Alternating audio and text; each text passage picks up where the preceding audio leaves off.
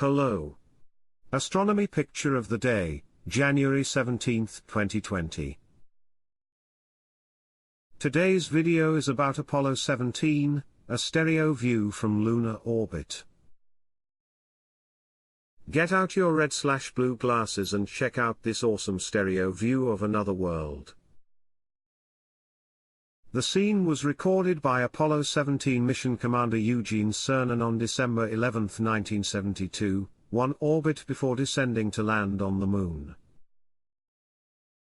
The stereo anaglyph was assembled from two photographs, AS-17 147 22465, AS-17 147 22466, captured from his vantage point on board the Lunar Module Challenger as he and Dr. Harrison Schmitt flew over Apollo 17's landing site in the Taurus-Littrow Valley. The broad, sunlit face of the mountain dubbed South Massif rises near the center of the frame, above the dark floor of Taurus-Littrow to its left. Beyond the mountains, toward the lunar limb, lies the Moon's Mare Serenitatis.